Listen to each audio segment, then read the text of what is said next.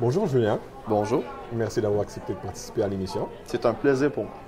Alors Julien, tu as effectué un baccalauréat en microbiologie coopérative Oui, et tu viens tout juste d'achever une maîtrise en mycologie moléculaire effectivement, à l'IRIC. à l'IRIC. Et tu comptes aussi entreprendre un doctorat en microbiologie moléculaire. Oui, à l'IRIC également. Ouais. Alors, de grandes études, un grand projet Effectivement, à Concagua, oui.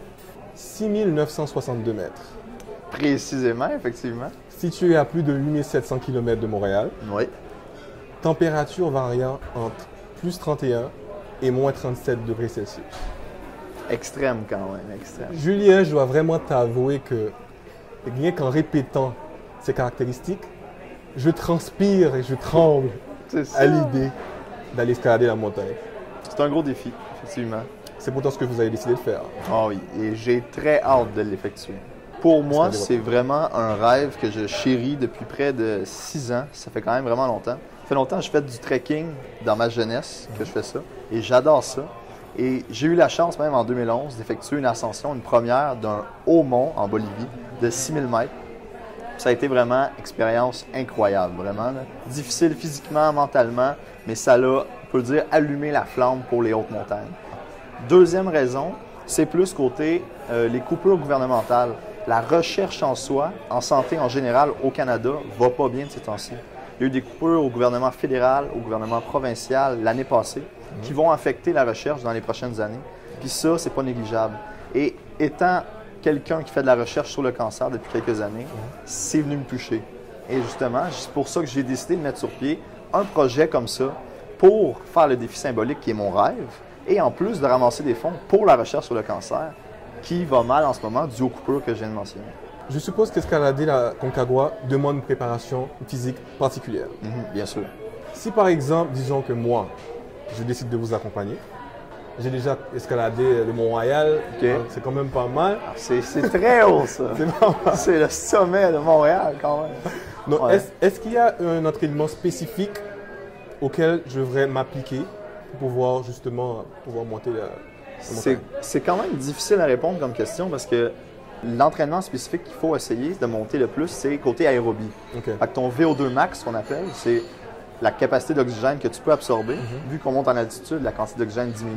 Ça va augmenter tes chances de mieux te sentir ou de mieux te comporter en haute altitude si on augmente ta capacité aérobie. Disons cardio en fait. un peu. Cardio, exactement, cardiovasculaire.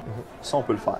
Et côté aussi musculaire, c'est important d'avoir une bonne masse musculaire, ce que tu as en ce moment. Je pense que tu n'aurais pas besoin de vraiment plus la développer.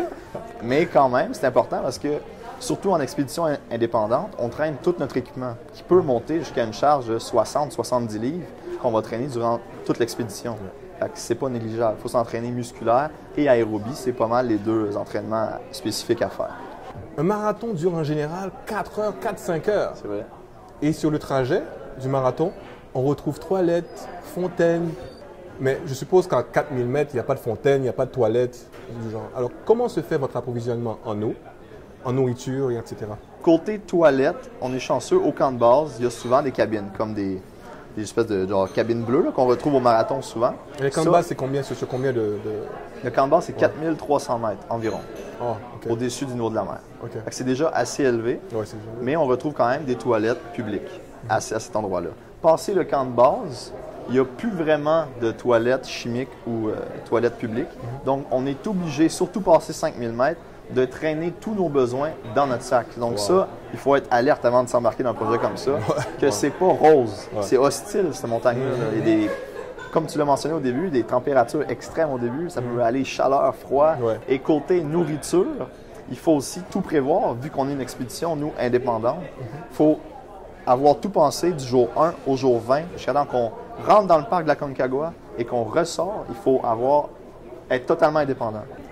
J'imagine que ça peut arriver.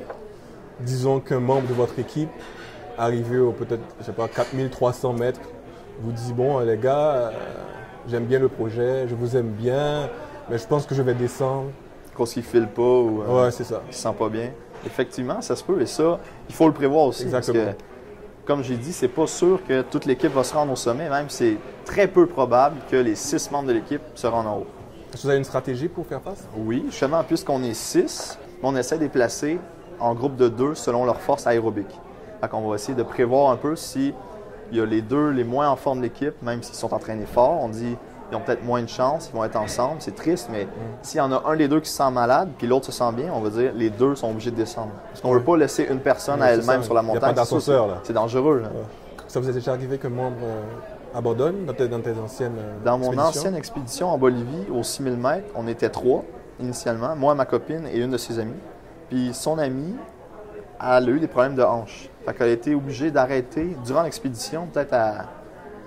Parce que la montagne était de 6000 mètres, elle a peut-être arrêté à 5500 mètres. Elle était presque rendue en plus. Mais elle avait mal à la hanche, fait qu'elle a dit « je vais redescendre ». C'est une sage décision. Ouais. Et elle n'a pas redescendu tout seul. Parce que durant cette expédition-là, on avait un guide pour 2 personnes. Ah, OK. On était chanceux. Fait que là, elle a pu descendre avec un guide. Mais là, pour l'expédition à Concagua, qu'on s'en va faire en janvier, aucun guide avec nous. On est 6 personnes, donc indépendants. Donc, il faut gérer qu'une personne ne descend pas tout seul. Est-ce que tu peux partager avec nous un moment des plus mémorables de toutes les expéditions que tu as entreprises, de par l'effort qui a dû être produit, mis dedans, et de par justement l'achèvement de la montée?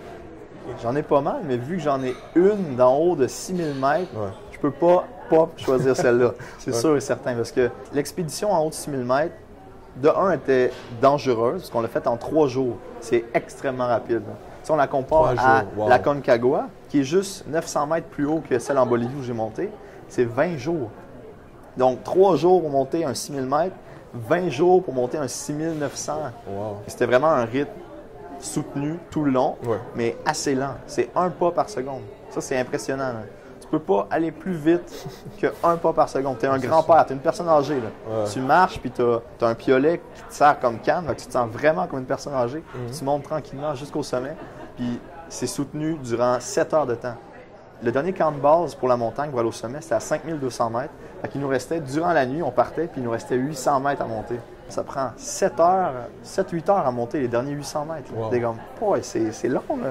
C'est impressionnant. Fait que là, on monte durant toute la nuit, on part avec notre lampe frontale, tout, puis là, on arrive au sommet, mais t'es détruit côté énergie. J'étais vidé, moi, vu que intestinalement, j'allais pas bien. J'ai vomi 2 fois en montant. Wow. Fait que ça, c'est une autre expérience de plus. Là. Je filais pas bien intestinalement, mais physique, mentalement, super, génial.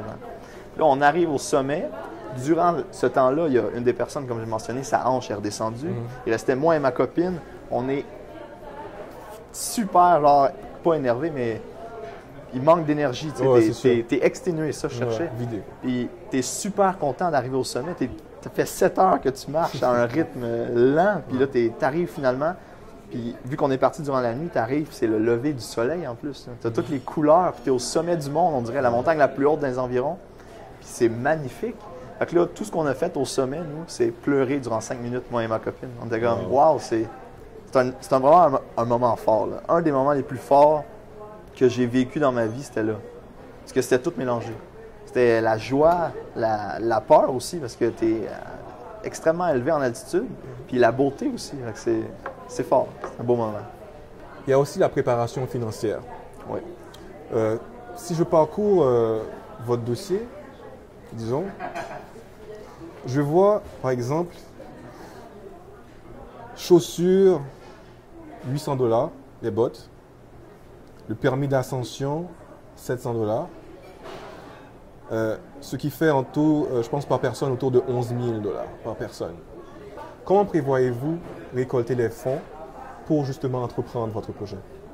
Comment on a organisé, c'est que notre campagne de financement, on a mis le budget en forme de 80-20 qu'on appelle, 80%, 20%. Donc, chaque don qu'on va recevoir, 80% va aller directement à la recherche sur le cancer, à la Société de recherche sur le cancer, en fait, plus précisément. Et 20% qui reste va aller supporter financièrement toute l'équipe.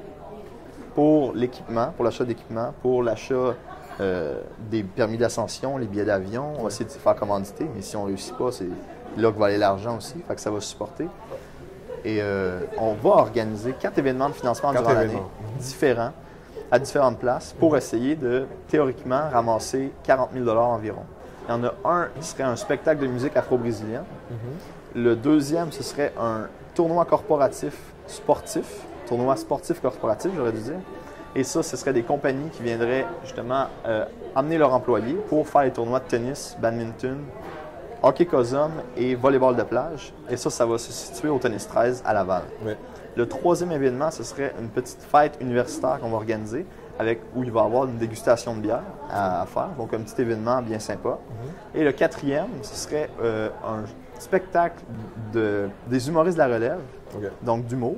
On va essayer de convaincre le Belmont. Alors, je ne sais pas si le Belmont va voir cette vidéo-là, mais on va essayer de les contacter pour essayer de les convaincre pour faire un événement justement d'humour.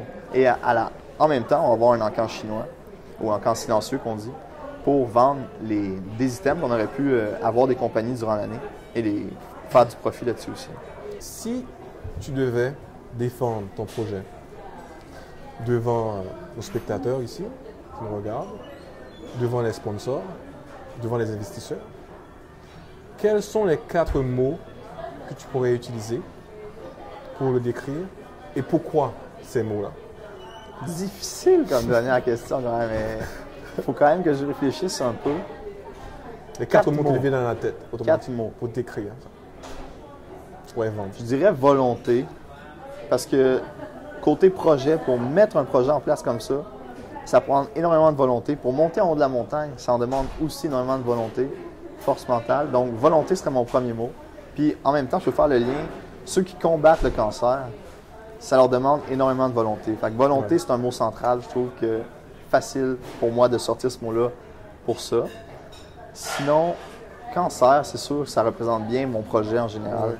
Parce qu'on fait ça pour le cancer, donc facilement cancer aussi.